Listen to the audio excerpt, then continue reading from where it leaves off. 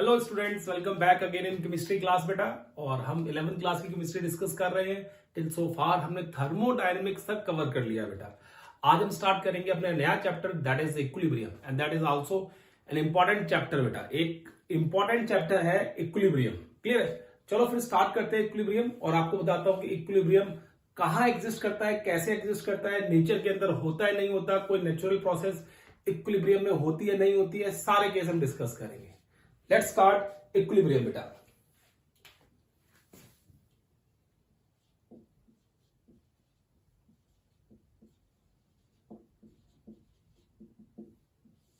This is equilibrium.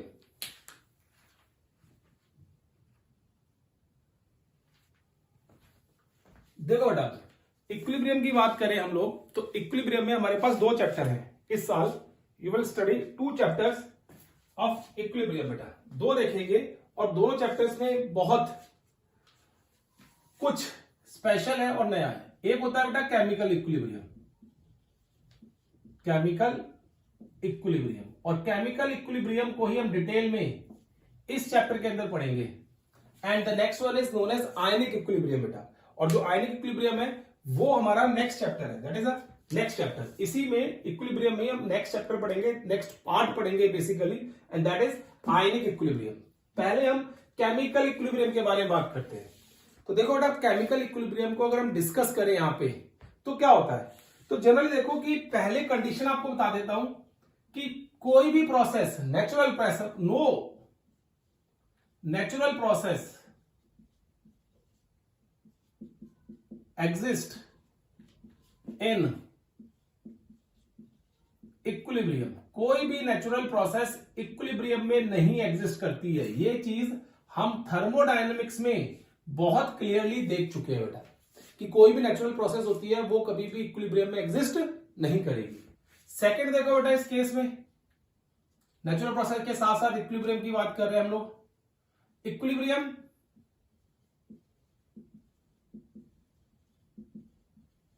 is always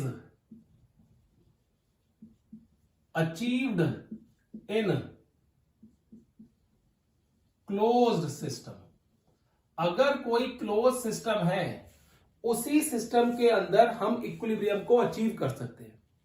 अगर कोई close system नहीं है बेटा तो वहां पे इक्विलिब्रियम अचीव नहीं किया जा सकता। क्लियर है केस? अब देखो, ये दो कंडीशन आपको याद रखनी है बेटा। और अगर आप इक्विलिब्रियम अचीव करना चाहते हो तो you have to maintain, you have to fixed और क्या क्या फिक्स करना पड़ेगा आपको, एक particular temperature and a particular pressure. अगर आप टेम्परेचर और प्रेशर बढ़ाते चले जाओगे तो इक्विलिब्रियम कभी भी रीच नहीं होगा बेटा। If you increase the temperature of the system and the pressure of the system, definitely the equilibrium will not be reached in that process. उस प्रोसेस में कभी भी इक्विलिब्रियम आएगा नहीं बेटा। क्लियर है केस? चलो अब बात करते हैं बेटा कि इक्विलिब्रियम होता क्या है। अगर हम बात करें कि इक्विलिब्रियम है क्या, तो सबसे पहला जो केस आता है बेटा इक्विलिब्रियम का, उस इक्विलिब्रियम में हम क्या कहेंगे, देखो इक्विलिब्रियम कंडीशन में हम कहते हैं a reaction is in equilibrium if concentration of reactants and products does not change with time। अगर किसी भी रिएक्शन की कंसेंट्रेशन टाइम के साथ नहीं चेंज हो रही है तो हम बोलेंगे, चाहे रिएक्टेंट हो चाहे प्रोडक्ट हो बेटा, तो वो सिस्टम किसमें है बेटा, इक्विलिब्रियम में है। ठीक है, ये तो एक डेफिनेशन है, एक पर्टिकुलर डेफिनेशन के बारे में बात कर रहा हूं, तो वन ऑफ देम है बेटा ये इक्विलिब्रियम। जैसे अगर मैं कहूं बेटा ए जो है वो बी को दे रहा है, मतलब ए से बी कन्वर्ट हो रहा है और बी से ए कन्वर्ट हो रहा है, तो ये इक्विलिब्रियम का साइन है, ये साइन ऑफ इक्विलिब्रियम। जब भी कोई रिएक्शन आपको इक्विलिब्रियम में दिखेगी तो you will see this kind of sign over there बेटा। क्लियर है? अगर ये रिएक्शन, इसमें क्या है कि इन दोनों रिएक्शन के अंदर अगर आप इक्विलिब्रियम कंडीशन पे चेक करोगे कंसंट्रेशन क्या है एक ही बेटा किसी पर्टिकुलर टाइम के ऊपर, तो that will be fixed after certain time. If the reaction has achieved equilibrium, तो आप क्या करोगे, किसी भी टाइम के ऊपर कंसंट्रेशन चेक कर लो ए या बी की, that concentration will remain fixed. बराबर की बात नहीं कर रहा हूं, देखो ए की कंसंट्रेशन बी के बराबर होगी ये नहीं बोल रहा हूं, मैं कह रहा हूं कंसंट्रेशन जो भी चेक करोगे इक्विलिब्रियम कंडीशन पे, दैट कंसंट्रेशन रिमेन फिक्स्ड और constant through out the reaction. जितनी देर रिएक्शन चलती रहे, वो एक बार इक्विलिब्रियम अचीव करने के बाद उनकी कंसंट्रेशन क्या होती है बेटा, फिक्स हो जाती है। ठीक है, अब देखो ये तो इक्विलिब्रियम का साइन है। अगर किसी रिएक्शन में आपको कुछ इस तरीके दिख गया बेटा, तो इसका मतलब है कि जो ए से बी की कन्वर्जन है वो स्लो है। Conversion of A to B is slow. A to B conversion क्या बेटा, स्लो है, but B to A is high. ये क्या है, हाई है। क्लियर है? अगर आपको इस तरीके से साइन दिखाई दे तो भी आप कहोगे कि रिएक्शन इक्विलिब्रियम में है, लेकिन कन्वर्जन इनकी स्लो है बेटा। इसी तरीके से हो सकता है आपको बेटा ऐसे दिख जाए साइन, इसका मतलब फॉरवर्ड रिएक्शन बहुत जल्दी हो रही है और बैकवर्ड रिएक्शन उसके मुकाबले कम स्पीड से हो रही है बेटा। तो यहां पे क्या होगा बेटा, just reverse of the above equation, just reverse of above statement. Above statement का जस्ट क्या होगा बेटा, यहां पे रिवर्स हो जाएगा। तो इन केसेस के बेसिस पे भी हम इक्विलिब्रियम को डिफाइन कर सकते हैं। अब देखो हम आगे बढ़ते हैं बेटा इक्विलिब्रियम में, तो हम ये कहते हैं यहां पे इक्विलिब्रियम केस के अंदर कि इक्विलिब्रियम कब आता है, when rate of forward reaction is equals to rate of backward reaction। अगर rate of forward reaction is equals to rate of backward reaction है, तो हम कहेंगे कि रिएक्शन किसमें है बेटा, that reaction is in the equilibrium। तो आप ये स्टेटमेंट भी दे सकते हो वहां पे, the rate of forward reaction is equals to rate of backward reaction, then we can say the reaction is in the equilibrium। तो रिएक्शन किसमें होगी बेटा, इक्विलिब्रियम में होगी वहां पे। क्लियर केस बेटा? तो ये आगे देखो केस एक। अब देखो, अब हम इक्विलिब्रियम की क्लासिफिकेशन करते हैं। ठीक है, अब इक्विलिब्रियम की क्लासिफिकेशन करते हैं, तो मेनली इक्विलिब्रियम को हम टू टाइप्स में क्लासिफाई करते हैं। The first one is known as classification of equilibrium, classification of equilibrium. ठीक है बेटा, तो क्या कहेंगे हम, पहला हम कहेंगे बेटा वहां पे physical equilibrium. The first one is A, that is physical equilibrium बेटा, physical equilibrium. And B is chemical equilibrium, chemical equilibrium बेटा। क्लियर है? एक फिजिकल इक्विलिब्रियम होता है और एक केमिकल इक्विलिब्रियम होता है। ठीक है, इफ अगर हम बात करें ए की बेटा, अगर हम फिजिकल इक्विलिब्रियम को डिस्कस करें,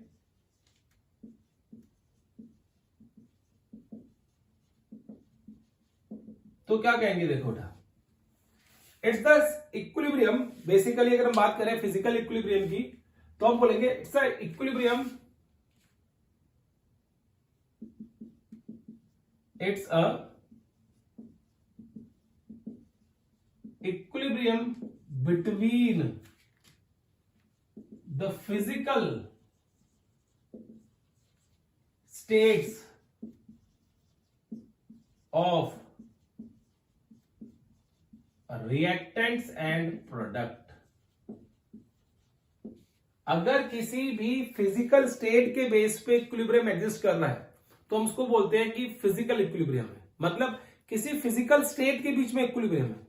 एग्जांपल की बात करें देखो यहाँ पे, अगर मैं आपको एग्जांपल दूं इस केस के अंदर, तो यहां पे एग्जांपल आएगा, देखो ध्यान से सुनना। पहला केस आएगा यहाँ पे, first case solid liquid equilibrium, solid liquid equilibrium, ठीक है। इसका मतलब होता है when rate of change of solid is equal to, rate of change of solid is equal to rate of change of liquid. जब rate of change of solid to liquid is equal to rate of change of liquid to solid बराबर हो जाएगा बेटा, तो हम उस पर बोलते हैं कि यहां पे फिजिकल इक्विलिब्रियम है। और ये कब होता है बराबर? Eight a particular temperature, eight a particular temperature and pressure condition. एक पर्टिकुलर टेम्परेचर और प्रेशर कंडीशन पे ऐसा होता है बेटा।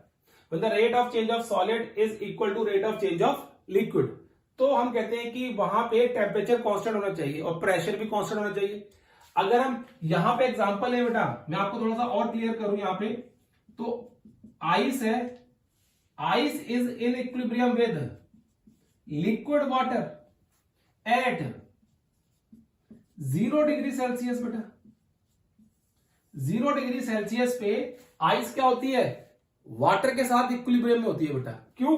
यहां पे rate of conversion of ice to water at 0 is equal to rate of conversion of liquid to ice बराबर होता है बेटा, ठीक है। जिस पॉइंट पे जाके बराबर हो जाएगा आप बोल दोगे वहां पे सॉलिड और लिक्विड में इक्विलिब्रियम आ गया बेटा। क्या आ गया? सॉलिड और लिक्विड में इक्विलिब्रियम आ गया। लेकिन ये कब होता है? एट 0 डिग्री सेल्सियस, व्हेन हम ये बोल देते हैं बेटा rate of melting is equal to rate of freezing. जब rate of melting is equal to rate of freezing हो जाएगा तो हम क्या कह देते हैं बेटा, इस तरीके से शो कर देते हैं वहां पे कि वहां पे एक इक्विलिब्रियम आ जाएगा and that equilibrium will be solid and liquid equilibrium, ठीक है। और जो मेल्टिंग और फ्रीजिंग का केस है बेटा, आपको पता है मेल्ट करना मतलब सॉलिड से लिक्विड में कन्वर्ट हो जाना, और फ्रीज करना मतलब लिक्विड से सॉलिड में कन्वर्ट होना। और 0 डिग्री सेल्सियस पे ये होता है। अगर आपसे कोई पूछे वाटर का फ्रीजिंग पॉइंट क्या है? 0 डिग्री सेल्सियस। अगर आपसे कोई पूछे आइस का मेल्टिंग पॉइंट क्या है? 0 डिग्री सेल्सियस बेटा। तो यहां पे जितने वाटर के मॉलिक्यूल आइस से लिक्विड में जा रहे हैं, उतने ही वाटर के मॉलिक्यूल लिक्विड से आइस में कन्वर्ट होंगे, तो हम कहेंगे इक्विलिब्रियम आया है। अगर ऐसा नहीं होगा तो इक्विलिब्रियम नहीं होगा उन दोनों के बीच में बेटा, क्लियर है। तो पहला फिजिकल इक्विलिब्रियम जो है वो होता है सॉलिड और लिक्विड के बीच में। अब देखो सेकंड फिजिकल इक्विलिब्रियम की बात करते हैं हम लोग यहां पे। Second, that is liquid and vapour, liquid and vapour और गैस बोल देते हैं बेटा हम लोग, liquid and vapour and gas. इसमें क्या होता है बेटा, देखो when rate of evaporation is equals to rate of condensation, ठीक है। जब rate of evaporation is equal to rate of condensation हो जाए तो हम क्या बोलेंगे, वहां पे लिक्विड वेपर इक्विलिब्रियम है। लेकिन इस पे भी कंडीशन लगती है बेटा, कंडीशन लगती है मतलब यहां पे कंडीशन लगाते हैं हम लोग। पहले नोट करो बेटा सारा, फिर मैं आपको कंडीशन लगा बताता हूं कंडीशन किस तरीके से लगती है यहां पे।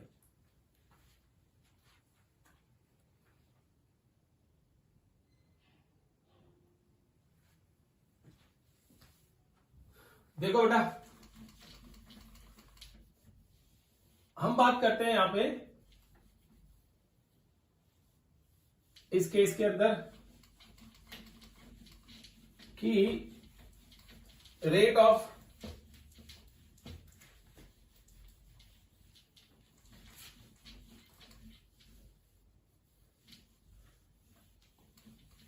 अब मैं कंडीशन लगाता हूं यहाँ पे, ठीक है। अब कंडीशन किस तरीके से लगाऊंगा चेक करो, कि मैंने कह दिया कि लिक्विड से वेपर बन रहा है।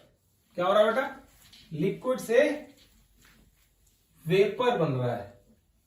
Rate of evaporation is equal to rate of condensation.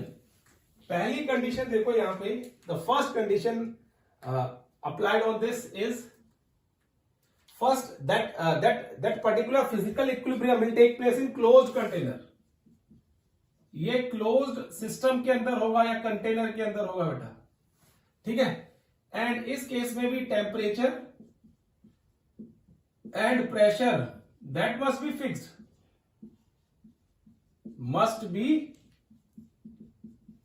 Fixed, वो फिक्स होने चाहिए। Temperature and pressure must be fixed, तो वो केस हो जाता है बेटा, ठीक है। तो हम बोलते हैं लिक्विड इन ये। तो एग्जांपल दो बेटा इसका, अगर तो इसका भी एग्जांपल वही है। वो क्या है एग्जांपल? H2O लिक्विड और क्या हो गया H2O गैस। लिक्विड से गैस में कन्वर्ट होना। When the rate of evaporation, liquid से वाटर में जा रहा है और फिर लिक्विड से गैस में जा रहा है और गैस से लिक्विड में आ रहा है। और आपको पता है ये कब होता है? ये होता है एट इट्स या above it's boiling point. Boiling point के ऊपर आपको पता है 100 डिग्री सेल्सियस पे वाटर बॉईल करना शुरू कर देता है बेटा, इस केस के अंदर, ठीक है। अब देखो इसमें थोड़ा सा और अगर हम एम्फेसिस दें और थोड़ा सा और इससे डिटेल में जाएं तो हम इसको चेक भी कर सकते हैं। इस इक्विलिब्रियम को हम देख सकते हैं अपने लैब्स के अंदर। हाउ? कैसे देख सकते हैं? देखो बेटा, एक सिस्टम ले लिया आपने, सिस्टम है, ठीक है। इस सिस्टम के अंदर you have liquid water,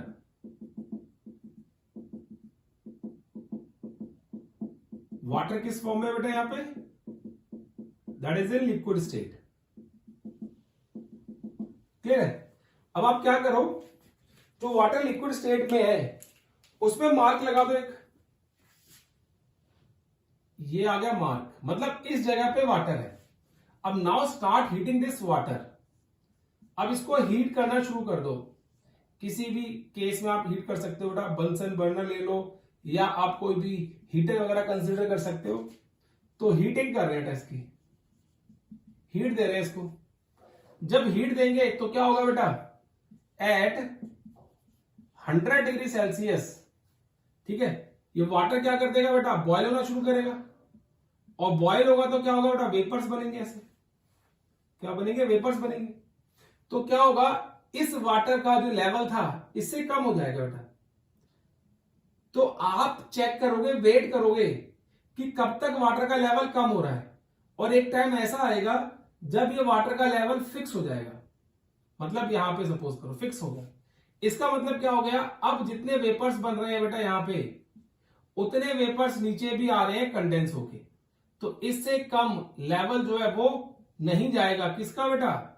liquid का। इस पर्टिकुलर लेवल पे जाके इक्विलिब्रियम आया है।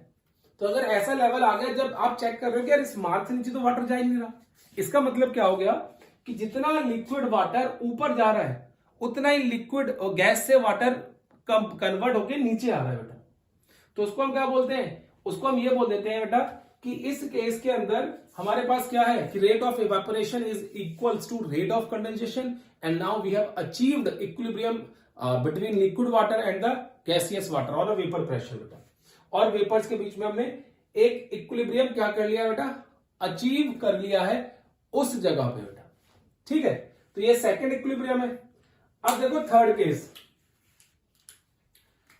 थर्ड वो होता है बेटा हमारे पास solid gas equilibrium. Third one is solid gas equilibrium. आपने एंथैल्पी ऑफ सब्लिमेशन के बारे में पढ़ा था, तो उसमें क्या होता है? डायरेक्टली सॉलिड से वो गैस में कन्वर्ट होता है बेटा। एंथैल्पी ऑफ सब्लिमेशन में क्या होता है? डायरेक्टली सॉलिड से गैस में कन्वर्ट होता है। तो उसको हम क्या बोलते हैं? सॉलिड गैस इक्विलिब्रियम की बात कही जाती है बेटा वहां पे, ठीक है। अब देखो सॉलिड गैस इक्विलिब्रियम की जो बात हम कहते हैं वो किस तरीके से शो करेंगे बेटा, ठीक है। यहां पे एग्जांपल लेके चल रहा हूं मैं आपको।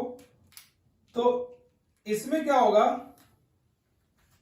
जैसे I2 आपके पास आयोडीन है, ये सॉलिड स्टेट में and that is in equilibrium with I2 gaseous state में, ये इसका एग्जांपल है। तो when the rate of evaporation of ice, when the rate of sublimation of solid iodine to gas is equal to क्या होगा आपका, condensation या solidification of I2 into solid form बेटा। तो इसको हम बोल देंगे सॉलिड गैस इक्विलिब्रियम। एक एग्जांपल ये है बेटा। दूसरा एग्जांपल देखो यहां पे, that will B NH4Cl ammonium chloride solid में। और क्या होगा बेटा इस केस के अंदर, जो अमोनियम क्लोराइड हम शो करेंगे यहां पे, that ammonium chloride will be in vapour state, that will be in vapour state, vapour मतलब गैसियस स्टेट। इसी तरीके से कैंफर होता है बेटा एक कपूर, जिसे आप बोलते हो सॉलिड स्टेट में, एंड ये क्या हो गया बेटा आपके पास, गैसियस स्टेट में। ठीक है, तो ये सारे सॉलिड गैस इक्विलिब्रियम के केस आते हैं। ठीक है, जहां पे क्या हो रहा है बेटा कि जो सॉलिड से डायरेक्टली गैस स्टेट में जा रहा है, अगर आप इसको कंडेंस करोगे या आप इसको क्रिस्टलाइजेशन करोगे तो डायरेक्टली गैस से वो सॉलिड फॉर्म में क्रिस्टलाइज होगा। और जब इस तरीके से when the rate of conversion of solid into gas is equal to rate of conversion of gas into solid directly बेटा, that is known as solid gas equilibrium. हम उसको सॉलिड गैस इक्विलिब्रियम की तरह ट्रीट करते हैं बेटा और कहेंगे उसमें। ठीक है, तो ये तीन इक्विलिब्रियम जो है, फिजिकल इक्विलिब्रियम जनरली हमें देखने को मिलते हैं। नॉर्मली हमारे पास ये तीन इक्विलिब्रियम आते हैं बेटा। अब देखो इसके साथ साथ नेक्स्ट क्या है,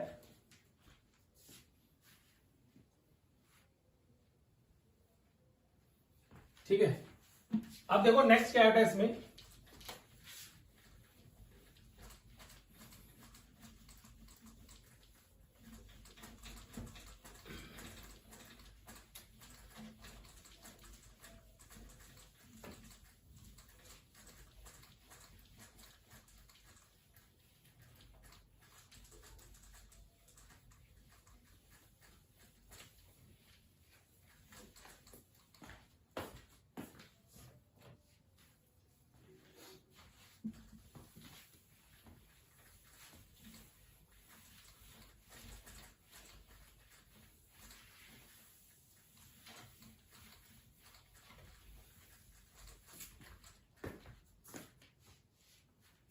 देखो बेटा equilibrium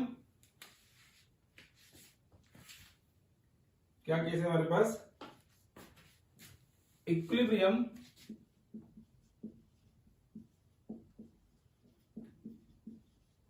involving in dissolution of solid in liquid and gas in liquid, solid in liquid and gas in liquid। वैसे देखो बेटा नेक्स्ट ईयर एक पूरा चैप्टर है इन दोनों कंडीशंस के ऊपर। ठीक है, अब हम बात करते हैं solid in liquid and gas in liquid. तो पहले हम बात करते हैं यहां पे सॉलिड इन लिक्विड की बेटा, सॉलिड इन लिक्विड। ठीक है, इसमें क्या होता है देखो, हमने क्या कंसीडर किया, हमने शुगर ले ली और शुगर को वाटर के अंदर डिसॉल्व करना शुरू कर दिया। ठीक है बेटा, तो यहां पे क्या बन गया आपका, शुगर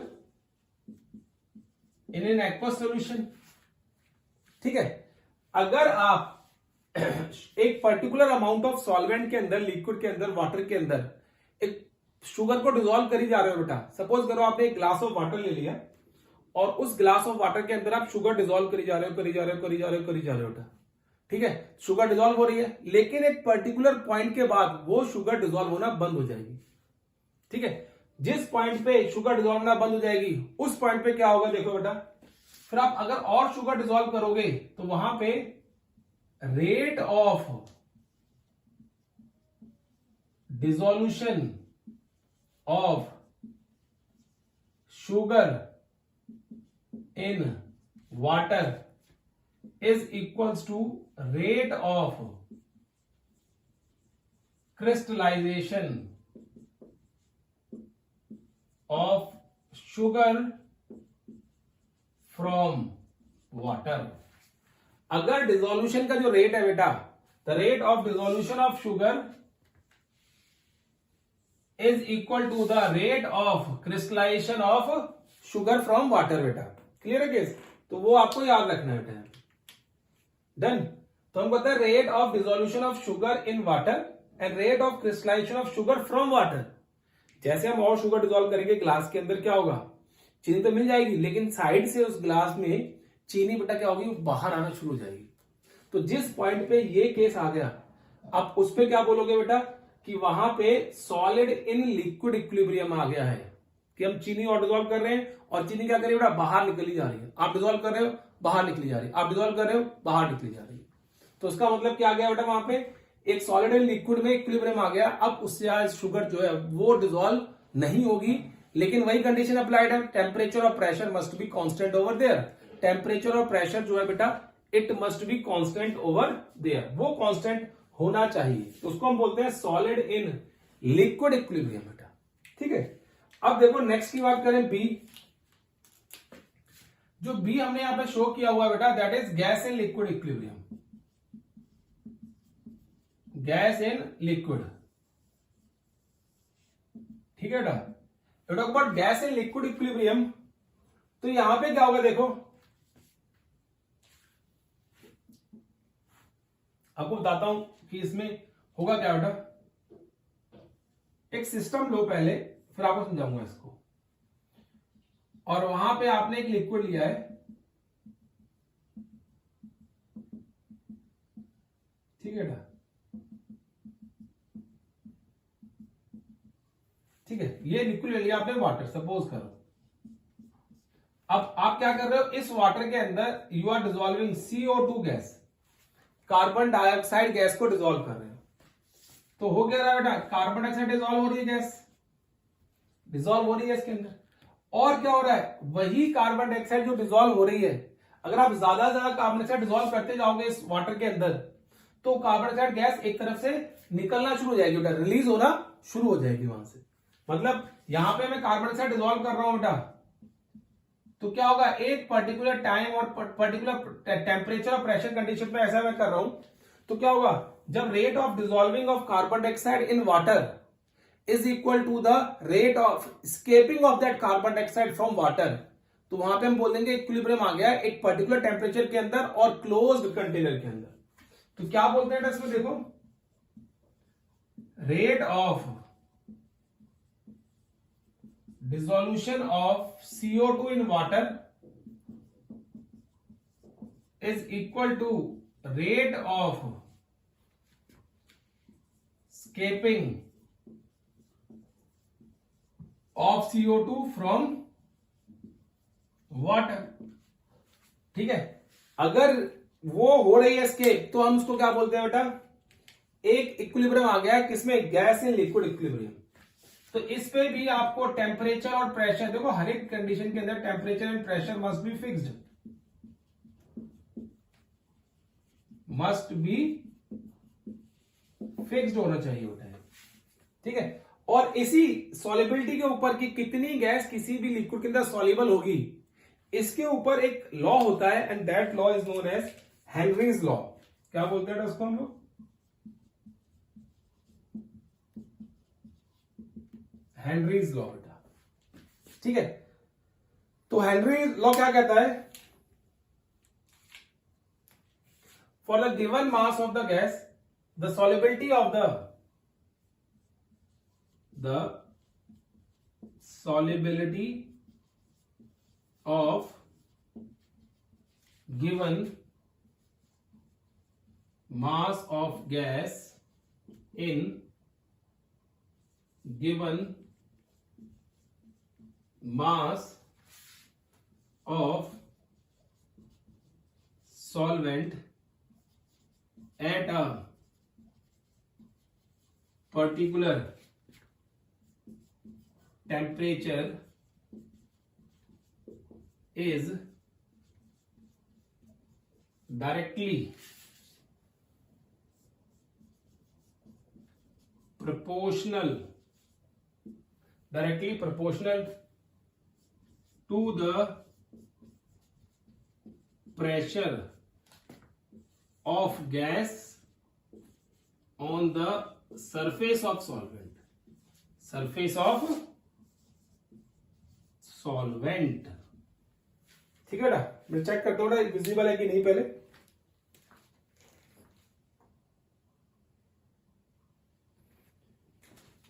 यस बेटा, दिस इज विजिबल। तो ये स्टेटमेंट कहती है कि the solubility of given mass of the gas, किसी भी गैस की किसी पर्टिकुलर अमाउंट ऑफ सॉल्वेंट के अंदर, लिक्विड के अंदर कितनी सॉल्युबिलिटी होगी, that depends on the pressure exerted by that gas on the surface of liquid। Solvent की सरफेस पे कोई भी गैस कितना प्रेशर एक्सर्ट कर रही है उसके ऊपर डिपेंड करेगा ये केस बेटा, जो आपको बता रहा हूं। अब देखो इसका एक मैथमेटिकल एक्सप्रेशन भी होता है, वो बताता हूं, आप पहले नोट करो स्टेटमेंट।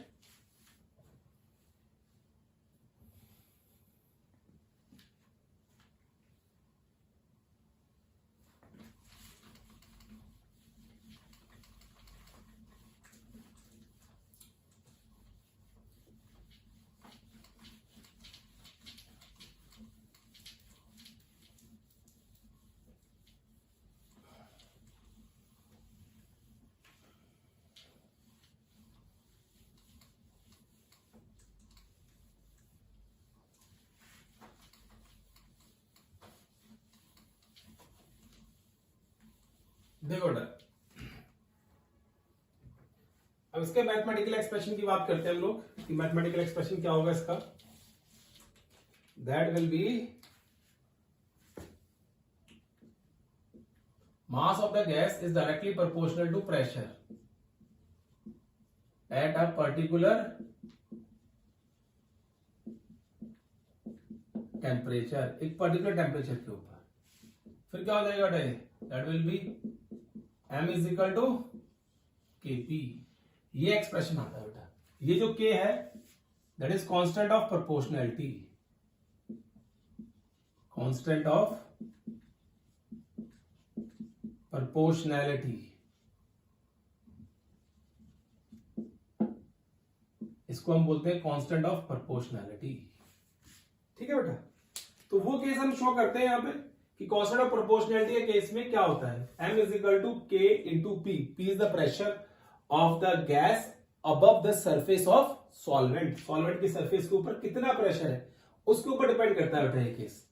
ठीक है, इसकी बहुत सारी एप्लीकेशंस हैं, लेकिन those applications are in 12th class, तो हम वहां पे पढ़ेंगे। लेकिन आपको पता होना चाहिए कि हेनरीज लॉ जो है बेटा, वो गैस और लिक्विड के बीच में इक्विलिब्रियम की बात करता है, और कोई भी गैस कितनी सॉल्युबल होगी किसी भी लिक्विड के अंदर, that depends on the condition. बहुत सारी कंडीशन और बहुत सारे फैक्टर्स के ऊपर वो डिपेंड करता है। ठीक है बेटा, तो ये आपका आ गया हेनरीज लॉ बेटा, and it's a equilibrium between gas in liquid phase बेटा। क्लियर है कि किस तरीके से इक्विलिब्रियम आता है जब गैस को हम लिक्विड में डिसॉल्व करते हैं बेटा। क्लियर है केस, तो ये आ गया। अब देखो बेटा, नेक्स्ट इसके बाद बात करें हम लोग, इसी केस में आप नोट करो इसे जल्दी से।